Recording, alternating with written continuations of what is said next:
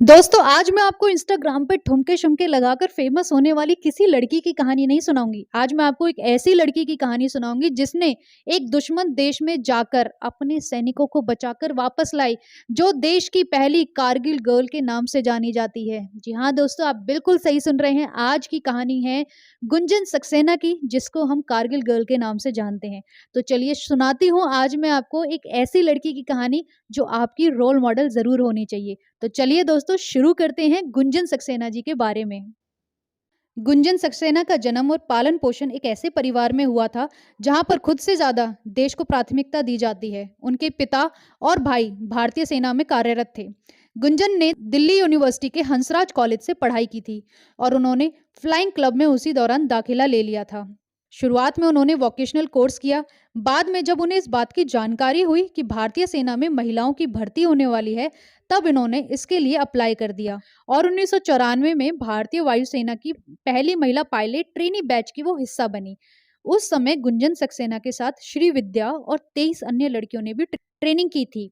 जिस दौरान महिला पायलटों ने ट्रेनिंग ली थी, तब यही समझा जाता था कि युद्ध क्षेत्र में महिलाओं को नहीं भेजा जा सकता है, क्योंकि उस समय ऐसी धारणा थी युद्ध के क्षेत्र के तनाव और बुरे हालातों को महिला नहीं झेल पाएंगी। और अगर कोई महिला किसी दुश्मनी सेना के हाथ में लग गई तो ये भी बहुत ही ज्यादा महिला के संग गलत हो जाएगा। हालांकि महिला पायलटों को तो उस समय सिर्फ एक मौके की जरूरत थी जिससे वो अपनी काबिलियत को देश और दुनिया के सामने साबित कर पाए। और इंडियन वुमेन पायलट को यह मौका मिला 1999 के कारगिल युद्ध के दौरान।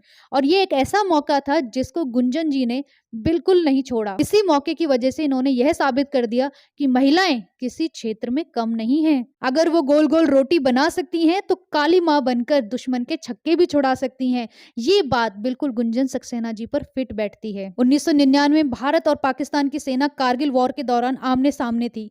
दोनों तरफ से लगातार गोलीबारी हो रही थी। कई इंडियन सोल्जर्स जख्मी होने के बावजूद भी बहादुरी के संग लड़ रहे थे। इसी बीच भारतीय सैनिकों को इंडियन एयरफोर्स द्वारा मदद पहुंचाई जा रही थी। इंडियन एयरफोर्स को कारगिल के घाटियों में फंसे जवानों को सुरक्षित लाने के लिए पायलट की आवश्यकता हुई और उस समय ज्यादातर पायलट ड्यूटी पर गए हुए थे।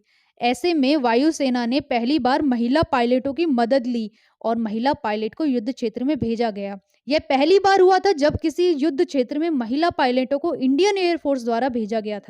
तो इस समय पहली बार भारतीय वायुसेना ने गुंजन सक्सेना और उनकी साथी श्री विद्या को युद्ध क्षेत्र में भेजने का फैसला लिया। उस समय गुंजन सक्सेना की उम्र मात्र 25 साल थी।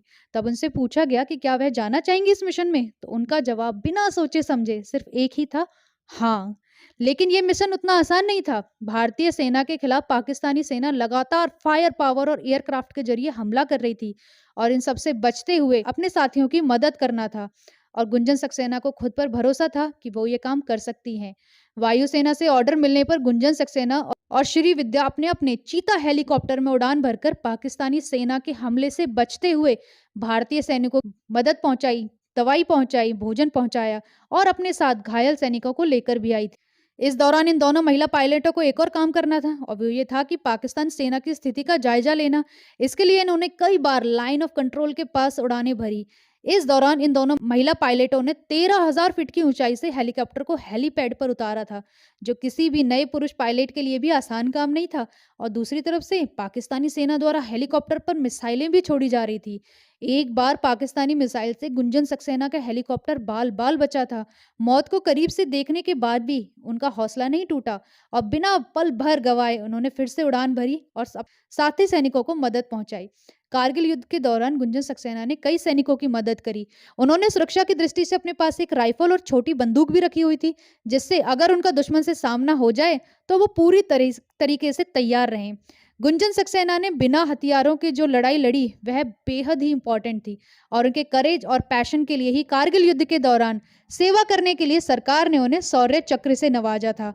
और उस समय यह पहली महिला ऑफिसर थी जिन्हें शौर्य चक्र से मिला था। भारतीय सेना में यह दौर था जब महिलाओं को बेहद कम मौके मिलते थे, लेकिन गुंजन सक्सेना और श्री विद्या जी को बतौर कमिश्नर ऑफिसर उनका कैरियर 7 साल में ही समाप्त हो गया। हालांकि अब महिला पायलटों को ही परमानेंट कमीशन मिलता है और अभी कुछ दिन पहले ही हमारे 3 पायलट महिलाएं अवनी चतुर्वेदी, भावना कांत और मोहना सिंह को भारतीय वायुसेना ने फाइटिंग स्क्वाड में भी शामिल किया है, जो कि एक बेहद ही गर्व की और सम्मान की बात है।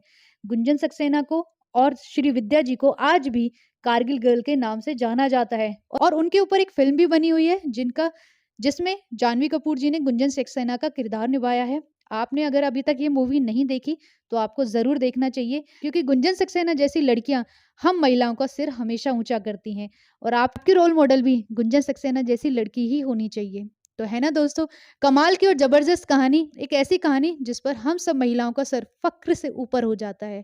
अगर आपको इनकी कहानी अच्छी लगी हो तो मुझे कमेंट सेक्शन में ज़रूर बताइए एंड वीडियो को लाइक करना ना भूलें। थैंक यू दोस्तों, नेक्स्ट मिलते हैं एक और नई ज़बरदस्त कहानी के साथ जो आपको बहुत इंस्पायर करेगी। Thank you so much and channel को सब्सक्राइब करना ना भूलें।